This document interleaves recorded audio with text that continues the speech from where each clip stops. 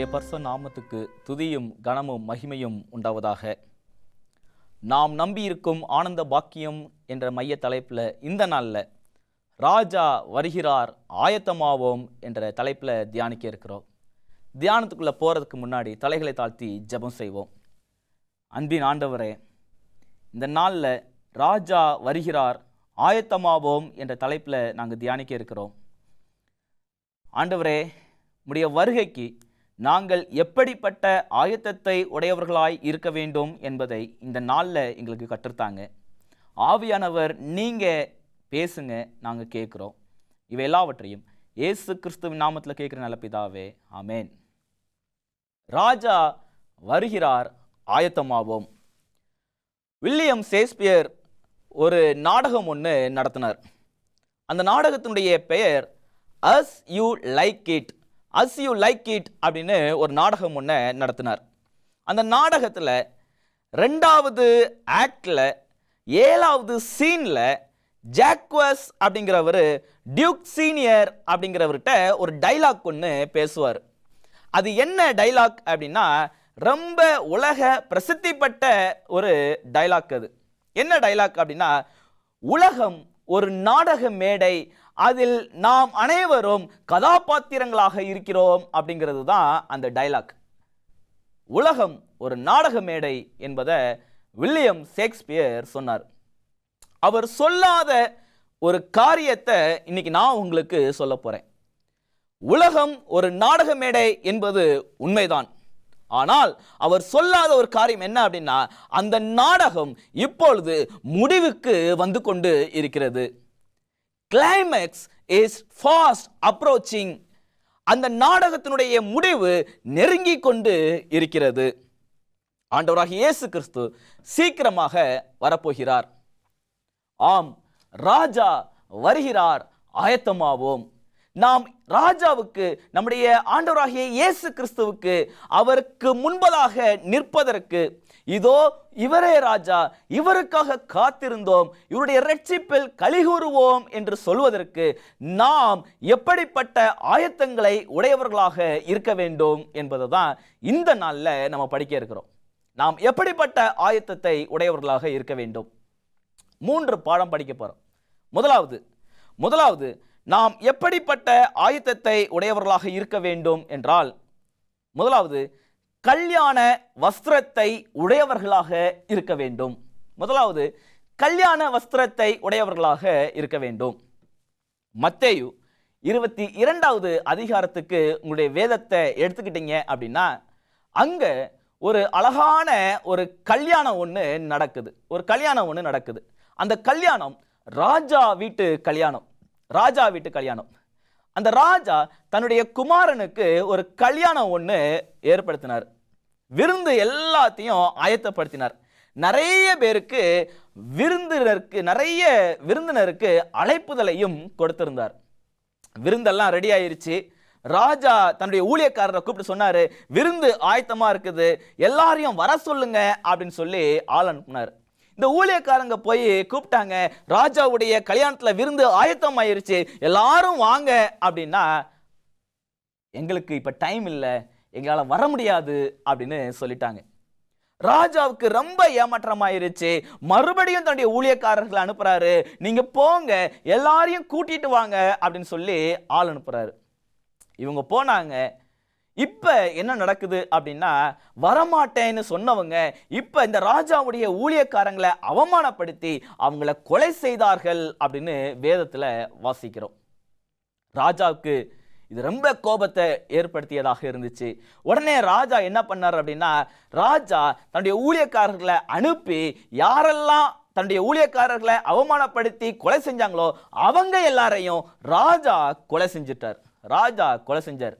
இப்ப தன்னுடைய ஊழியக்காரர்களை பார்த்து சொன்னாரு, நீங்க போங்க, தெருவெல்லாம் போங்க, இருக்கிற எல்லாரையும் என்னுடைய மகனுடைய திருமணத்துக்கு அழைத்துட்டு வாங்க, விருந்து சாலையை நீங்க நிரப்புங்க அப்படின்னு சொன்னார். உடனே இந்த ஊழியக்காரர்கள் வேகமா போனாங்க. தெருக்கல்ல பார்த்த நல்லார் பொல்லார் எல்லாரையும் விருந்துக்கு அழைச்சி வந்தாங்க. இப்ப விருந்து சாலை விருந்தினர்களால் நிரம்பி வழிந்தது. இப்படி ஒரு கல்யாணத்தை எங்கேயுமே பார்க்க முடியாது. ராஜாவே கூப்பிடுவாரு, ஜனங்கள் வரமாட்டேன்னு சொல்லுவாங்க. ராஜாவே நீங்க வாங்க அப்படின்னு சொன்னா ராஜாவுடைய ஊழியக்காரர்களை கொலை செய்வாங்க.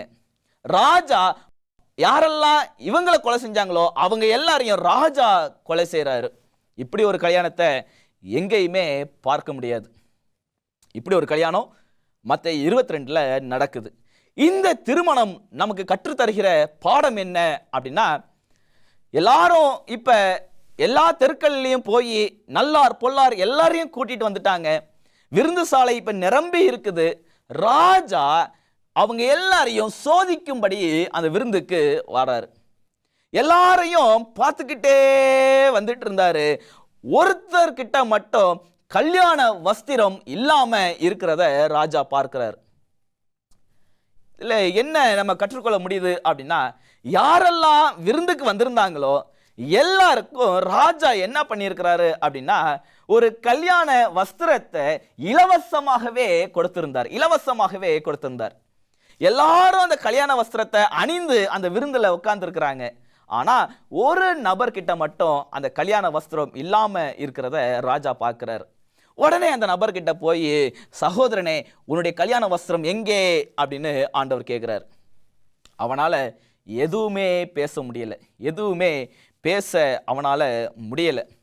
உடனே ராஜா சொல்றாரு, மத்தேயு 22வது அதிகாரம் 13வது வசனத்துல, அப்பொழுது ராஜா பணிவிடைக்காரரை நோக்கி, இவனை கையும் களவுமாக கட்டி கொண்டு போய் அழுகையும் பற்கடிப்பும் உண்டாயிருக்கிற புறம்பான இருளிலே போடுங்கள் என்றார்.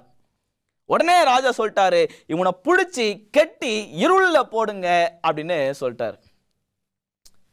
அப்படி என்ன தப்பு இந்த மனுஷன் பண்ணான் அப்படின்னா, ஒரே ஒரு தப்பு தான். இவர்கிட்ட கல்யாண வஸ்திரம் இல்லை.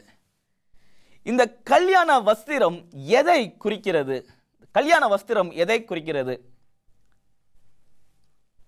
வெளிப்படுத்தின விசேஷம் 19வது அதிகாரம் 7-8 வசனத்தை நீங்க வாசிச்சீங்க அப்படின்னா, நாம் சந்தோஷப்பட்டு களி கூர்ந்து அவருக்கு துதி செலுத்த கடவோம், ஆட்டுக்குட்டியானவருடைய கல்யாணம் வந்தது அப்படின்னு வேதத்துல வாசிக்கிறோம். தொடர்ந்து சுத்தமும் பிரகாசமான மெல்லிய வஸ்திரம் தரித்து கொள்ளும்படி அவளுக்கு அளிக்கப்பட்டது. அந்த மெல்லிய வஸ்திரம் பரிசுத்தவான்களுடைய நீதிகளே அப்படின்னு வேதத்துல வாசிக்கிறோம். அந்த கல்யாண வஸ்திரம் அப்படிங்கிறது என்ன அப்படின்னா, பரிசுத்தவான்களுடைய நீதிகளே அப்படின்னு வேதத்துல வாசிக்கிறோம்.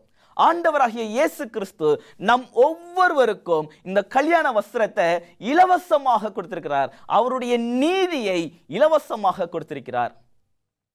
நம்ம செய்ய வேண்டியது என்ன தெரியுமா? நம்ம கிட்ட இருக்கிற அழுக்கான கந்தையான அந்த வஸ்திரத்தை களைந்து போட்டுட்டு தேவன் நமக்கு ஏற்படுத்தி கொடுத்திருக்கிற அந்த நீதியின் வஸ்திரத்தை நாம் அணிந்து கொள்ள வேண்டும். எபேசியர் 5:27 வாசிக்கும் போது, கரை திரை முதலானவைகள் ஒன்றும் இல்லாமல் பரிசுத்தமும் பிழையற்றதுமான மகிமையுள்ள சபையாக அதை தமக்கு முன் நிறுத்தி கொள்வதற்கும் தம்மை தாமே அதற்காக ஒப்பு கொடுத்தார் அப்படின்னு வேதத்துல வாசிக்கிறோம். ஆண்டவராகிய இயேசு கிறிஸ்து ஏன் அந்த கல்வாரி சிலுவையில நமக்காக மரித்தார் அப்படின்னா, அந்த நீதியை நாம் பெற்றுக்கொள்ள வேண்டும் என்பதற்காக.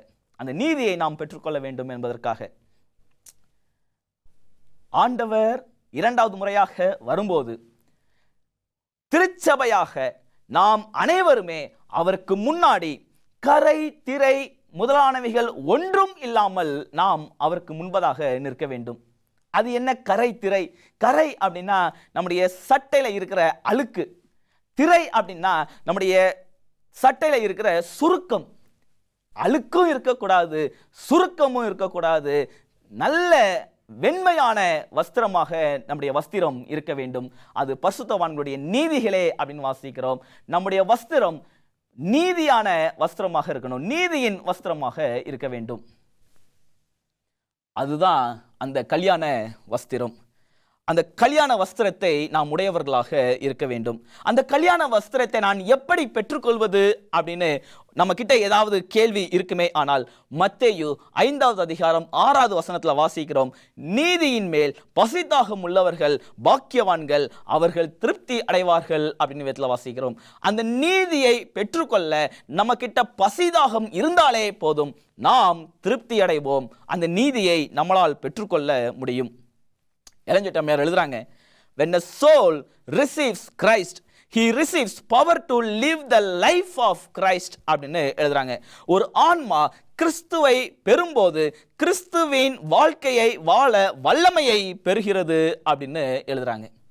நாம கிறிஸ்துவை நாம் பெற்றுவிட்டோம் என்றால் கிறிஸ்தவ வாழ்க்கையை வாழும் வல்லமையை நம்மால் பெற்றுக்கொள்ள முடியும். வெளிப்படுத்தின விசேஷம் 16வது அதிகாரம் 15வது வசனத்துல வாசிக்கிறோம், இதோ திருடனை போல் வருகிறேன், தன் மானம் காணப்படத்தக்கதாக நிர்வாணமாய் நடவாதபடிக்கு விழித்து கொண்டு தன் வஸ்திரங்களை காத்து கொள்கிறவன் பாக்கியவான் அப்படின்னு வேதத்துல வாசிக்கிறோம். வேதம் சொல்லுது, நம்முடைய வஸ்திரத்தை நாம் காத்து கொள்கிறோம் என்றால் நாம் பாக்கியவான்கள் அப்படின்னு வேதத்துல வாசிக்கிறோம். நம்முடைய கல்யாண வஸ்திரத்தை, அந்த நீதியின் வஸ்திரத்தை நாம் பாதுகாத்து கொள்ள வேண்டும். ஒருவேளை நம்முடைய நீதியின் வஸ்திரத்தை நாம் பாதுகாக்க தவறினோமே ஆனால் அந்த கல்யாண விருந்துக்கு வந்த அந்த ஒரு நபரை போல நீதியின் வஸ்திரம் இல்லாதவராக நாம் இருந்தோமே ஆனால் புறம்பான இருளிலே நாம் தள்ளப்படுவோம் என்பதை இந்த ஓமை நமக்கு கற்றுத்தருகிறது. மத்தேயு 22வது அதிகாரத்தில் இந்த திருமணம் நமக்கு கற்றுத்தருகிறது. நாம் கல்யாண வஸ்திரம் உடையவர்களாக இருக்க வேண்டும். அதாவது நீதியின் வஸ்திரத்தை உடையவர்களாக, பரிசுத்தம் உள்ளவர்களாக நாம் ஆயத்தமாக இருக்க வேண்டும் என்பதை நாம் படிக்கிறோம். ராஜா வருகிறார், அவர் வருகைக்கு நாம் எப்படி ஆயத்தமாக வேண்டும் என்று நம்ம படிக்கும்போது இரண்டாவதாக எண்ணெயோடு விழித்திருக்க வேண்டும். எண்ணெயோடு விழித்திருக்க வேண்டும். மத்தேயு 25வது அதிகாரத்துக்கு வந்தீங்க அப்படின்னா இங்க 10 கன்னிகைகளை குறித்து நம்ம படிக்க முடியும். இந்த 10 கன்னிகை குறித்து நம்ம படிக்கும்போது இவங்க கிட்ட இருக்கிற வித்தியாசங்கள், 5 புத்தியுள்ள கன்னிகைகள், 5 புத்தி அற்ற, புத்தி இல்லாத கன்னிகைகள் என்று நம்ம படிக்கிறோமே. இந்த 2 பிரிவினர்கிட்டையும் உள்ள வித்தியாசம் என்ன அப்படின்னு நம்ம படிக்கும்போது மத்தேயு 25வது அதிகாரம் 3வது வசனமும் 4வது வசனமும் நம்ம படிக்கும்போது புத்தி இல்லாத கன்னிகைகள் தீவெட்டி வச்சிருந்தாங்க, ஆனா என்ன அவங்க கிட்ட இல்லை. புத்தி உள்ள கன்னிகைகளை நீங்க எடுத்துக்கிட்டீங்க அப்படின்னா அவங்கள்ட்ட தீவெட்டியும் இருந்துச்சு, எண்ணெயும் அவங்க கிட்ட இருந்ததை நம்ம பார்க்கிறோம். 2 பேருமே, 2 சாராருமே வராங்க, மணவாளனுக்காக காத்து இருக்கிறாங்க. ராஜா வந்து விடுவார், மணவாளன் வந்து விடுவார் அப்படின்னு சொல்லி காத்திருக்கிறாங்க. கொஞ்சம் தாமதமான போது இந்த 2 சாராருமே நித்திரை செய்தார்கள். நீங்க இதை வேதத்துல வாசிக்க முடியும். மணவாளன் வர தாமதமான போது அவர்கள் எல்லாரும் நித்திர மயக்கம் அடைந்து தூங்கிவிட்டார்கள் அப்படின்னு வேதத்துல வாசிக்கிறோம். மத்தேயு 25:6 வாசிக்கும் போது நடு ராத்திரியிலே இதோ மணவாளன் வருகிறார் அப்படிங்கிற சத்தம் கேட்குது. உடனே தூங்கிட்டு இருக்கிற எல்லாருமே எந்திரிச்சு தீவெட்டிய ஆயத்தம் செய்ய ஆரம்பிச்சாங்க. புத்தி உள்ளவங்கள்ட்ட தீவெட்டியும் இருக்குது, எண்ணெயும் இருக்குது. அவங்க உடனே மணவாளனுக்கு ஆயத்தம் ஆயிட்டாங்க. புத்தி இல்லாத கன்னிகைகளை நீங்க எடுத்துக்கிட்டீங்க அப்படின்னா தீவெட்டி இருக்குது, ஆனா எண்ணெய் இல்லை, அவங்களால ஆயத்தத்தை செய்ய முடியல. இங்க எனக்கு ஒரு கேள்வி ஒண்ணு வருது. இவங்க நித்திர மயக்கம் அடைந்து தூங்கி விட்டார்கள் அப்படின்னு நம்ம படிச்சோமே, ஒருவேளை இவங்க தூங்காம இருந்திருந்தா என்ன ஆயிருக்கும்? நம்ம எப்படிப்பட்ட ஆயத்தத்தை உடையவர்களாக இருக்கிறோம் அப்படின்னு அவங்க பார்த்து தெரிஞ்சுக்கிட்டு எண்ணெய் இல்லை அப்படின்னா எண்ணெயை வாங்கிக்கிட்டே அவங்க வந்திருக்கலாம். ஆனா அவங்க எப்ப விழித்திருக்கணுமோ அப்ப அவங்க தூங்கிட்டாங்க. அதனாலதான் பவுல் சொல்றாரு, நீங்க நித்திரையை விட்டு எழுந்திருக்கத்தக்க வேலை ஆயிற்று அப்படின்னு நம்ம வேதத்துல வாசிக்கிறோம். தூங்காதபடிக்கு விழித்திருங்கள் அப்படின்னு வேதத்துல வாசிக்கிறோம். லூக்கா 21:36 வாசிக்கிறோம், எப்பொழுதும் ஜெபம் பண்ணி விழித்திருங்கள் அப்படின்னு வேதத்துல வாசிக்கிறோம். 1 பேதுரு 4:7 வாசிக்கிறோம், ஜெபம் பண்ணுவதற்கு ஜாக்கிரதை உள்ளவர்களாய் இருங்கள் அப்படின்னு வாசிக்கிறோம். ரோமருக்கு பவுல் எழுதும்போது இதை எழுதுறாரு, நித்திரையை விட்டு எழுந்திருக்கத்தக்க வேலையாயிற்று அப்படின்னு எழுதுறாரு. இன்னைக்கு ஒருவேளை ராஜாவுடைய வருகைக்காக காத்திருக்கிற நாம் நித்திரை மயக்கத்தோடு இருப்போமே, ஆனால் நம்மளால் ஆயத்தங்களை செய்ய முடியாது. நாம் விழித்திருக்க வேண்டும். இந்த 10 கன்னிகைகளிடமும் விளக்கு இருந்ததை நம்ம பார்க்கிறோம். 10 பேர்கிட்டையும் விளக்கு இருந்துச்சு.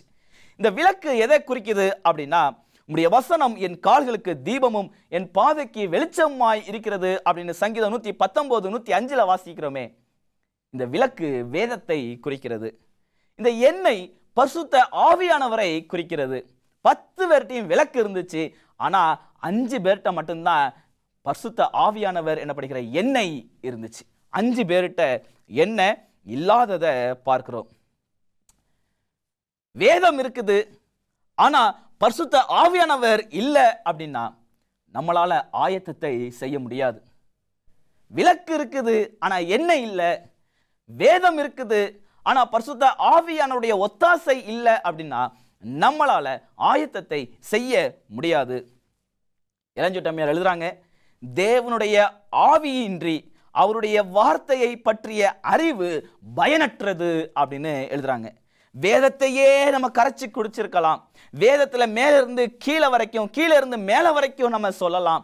ஆனால் ஆவியானவருடைய ஒத்தாசை இல்லை அப்படின்னா வேதத்தை பற்றிய அறிவு பயனற்றது அப்படின்னு வேதத்துல நம்ம வாசிக்கிறோம். இந்த 5 பேர்கிட்ட விளக்கு இருந்துச்சு, ஆனா என்ன இல்லை. அவங்களால சரியான ஆயத்தத்தை அவங்க செய்ய முடியாதவர்களாக இருந்தாங்க. பரிசுத்த ஆவியானவருடைய வேலை என்ன? இந்த எண்ணெய் ஏன் முக்கியம் அப்படின்னா, யோவான் 16வது அதிகாரம் 8வது வசனத்துல வாசிக்கிறோம். அவர் பரிசுத்த ஆவியானவரை பற்றி சொல்லப்படுது. அவர் பாவத்தை குறித்தும் நீதியை குறித்தும் நியாய தீர்ப்பை குறித்தும் உலகத்தை கண்டித்து உணர்த்துவார் அப்படின்னு வேதத்துல வாசிக்கிறோம். பரிசுத்த ஆவியானவருடைய வேலை இதுதான். நீதியை குறித்தும் நியாய தீர்ப்பை குறித்தும் பாவத்தை குறித்தும் கண்டித்து உணர்த்துறது தான் பரிசுத்த ஆவியானுடைய வேலை. அதை விட்டுட்டு ஆராதனையின் போது டான்ஸ் ஆடுறதோ, இல்ல அந்நிய பாஷையில புரியாத மாதிரி பேசுறதோ, அல்லது கையை நீட்டினதோ, தொப்புன்னு கீழே விழுறதோ ஆவியானவருடைய வேலை இல்லை. இன்னைக்கு பரிசுத்த ஆவியானவர் நம்ம கூட இருக்கிறாரா? பரிசுத்த ஆவியானவருடைய ஒத்தாசை நம்ம கிட்ட இருக்குதா அப்படிங்கிறத சிந்தித்து பாருங்க. ஒருவேளை வேதத்தை உடையவர்களாக நம்ம இருக்கலாம், ஆனா ஆவியானவர் நம்ம கிட்ட இருக்கிறாரா? ஆவியானவர் இல்லாம வேதத்தை பற்றிய அறிவு பயனற்றது அப்படின்னு நம்ம படிக்கிறோமே. இந்த 5 பேரும் உடனே எப்படியாவது எண்ணெயை வாங்கிட்டு வரணும்னு போனாங்க. எண்ணெயவும் வாங்கிட்டு வந்தாங்க. எண்ணெயை வாங்கிட்டு கதவை தட்டுறாங்க, ஆனா கதவு திறக்கல. மத்தேயு 25வது அதிகாரம் 11-12 வாசித்தீங்க அப்படின்னா, பின்பு மற்ற கன்னிகைகளும் ஆண்டவரே ஆண்டவரே எங்களுக்கு திறக்க வேண்டும் என்றார்கள். இப்ப எண்ணெயை வாங்கிட்டு வந்துட்டாங்க, ஆனா கதவு திறக்கல. அதற்கு அவர், உங்களை அறியேன் என்று மெய்யாகவே உங்களுக்கு சொல்கிறேன் என்றார். ஆண்டவர் சொல்லிட்டாரு, உங்களை எனக்கு யாருன்னே தெரியாது. இப்பதான் எண்ணெயோட வந்துட்டாங்களே, அப்புறம் என்ன, கதவை திறக்கலாமே, இப்பதான் தேவையான எண்ணெய் கிடைச்சிருச்சே. இது வேற ஆவி. இவங்க இப்ப எப்படியாவது ஏதாவது ஒரு எண்ணெய் கிடைச்சிட்டா பரவாயில்ல அப்படின்னு இவங்க பரிசுத்த ஆவியானவரோட ஒத்தாசையோட வரல, வேற ஆவியோடு இவங்க வந்தாங்க. அதனாலதான் அவங்க சொல்றாங்க, மத்தேயு 7வது அதிகாரம் 21-23 வரைக்கும் வாசிச்சீங்கன்னா அவங்க சொல்றாங்க, பரலோகத்தில் இருக்கிற என் பிதாவின் சித்தத்தின்படி செய்கிறவனே பரலோக ராஜ்யத்தில் பிரவேசிப்பானே அல்லாமல் என்னை நோக்கி கர்த்தாவே கர்த்தாவே என்று சொல்லுகிறவன் அதில் பிரவேசிப்பது இல்லை. ஆண்டவருடைய சித்தத்தின்படி செய்கிறவங்க மட்டும்தான் பரலோகத்துக்கு போக முடியும். இவங்க சொல்றாங்க, ஆண்டவரே அந்நாளில் அநேகர் என்னை நோக்கி கர்த்தாவே கர்த்தாவே உமது நாமத்தினாலே தீர்க்க தரிசனம் சொன்னோம் அல்லவா, உமது நாமத்தினாலே பிசாசுகளை துரத்தினோம் அல்லவா, உமது நாமத்தினாலே அநேக அற்புதங்களை செய்தோம் அல்லவா என்று இவங்க சொல்றாங்க. நாங்க இதெல்லாம் செஞ்சோமே, நாங்க இதை செஞ்சோம் அதை செஞ்சோம். ஆனா ஆண்டவர் சொல்லிட்டாரு, எனக்கு உன்னை யாருன்னே தெரியாது அப்படின்னு சொல்லிட்டார். அப்பொழுது நான் ஒரு காலம் உங்களை அறியவில்லை, அக்கிரம செய்கைக்காரரே என்னை விட்டு அகன்று போங்கள் அப்படின்னு ஆண்டவர் சொல்லிட்டார். அக்கிரம செய்கைக்காரர் அப்படின்னா என்ன அர்த்தம் தெரியுங்களா? கற்பனையின்படி செய்யாதவர்களே என்னை விட்டு அகன்று போங்கள் அப்படின்னு ஆண்டவர் சொல்லிட்டாரு. இரண்டாவது பாடம், நாம் எண்ணெயை உடையவர்களாக இருக்க வேண்டும், எண்ணெயோடு விழித்திருக்க வேண்டும், பரிசுத்த ஆவியானவரை உடையவர்களாக நாம் இருக்க வேண்டும். இது இரண்டாவது பாடம். ராஜா வருகிறார், எப்படிப்பட்ட ஆயத்தத்தை நாம் உடையவர்களாக இருக்க வேண்டும் அப்படின்னு படிக்கும்போது மூன்றாவது பாடம், வேதத்தை படித்து எதிர்நோக்கி காத்திருக்க வேண்டும். வேதத்தை படித்து எதிர்நோக்கி காத்திருக்க வேண்டும். டோரா அப்படின்னு நம்ம டிவிலெல்லாம் பார்ப்போம். இந்த டோரா அப்படின்னு பார்க்கும்போது த எக்ஸ்ப்ளோரர், நிறைய காரியங்களை தேடி கண்டுபிடிக்கிறது தான் டோராவுடைய வேலை. இந்த டோராக்கு உதவியாக மேப் அப்படின்னு ஒன்று இருக்கும். இந்த மேப்புடைய வேலை என்ன அப்படின்னா, எங்க எப்படி போகணும் அப்படிங்கிறத இந்த மேப் சொல்லி கொடுக்கும். முதலாவது என்ன படித்தோம்? கல்யாண வஸ்திரத்தை உடையவர்களாக இருக்க வேண்டும். கல்யாண வஸ்திரம் என்ன, பரலோகம் அப்படின்னு சொல்லி எங்க இருந்து நம்ம எப்படி போகணும் அப்படிங்கிறத இந்த மேப் சொல்லி கொடுக்கும். ஆனா இந்த மேப்பை திருடுறதுக்கு ஒரு நரி ஒன்று அங்கேயே சுத்திட்டு இருக்கும். இந்த நரியுடைய வேலை என்ன அப்படின்னா, எப்படியாவது இந்த மேப்பை திருடுறது தான் நரியோட வேலை. ஏன்னா அப்பதான் போக வேண்டிய இடத்துக்கு அவங்களால போக முடியாது.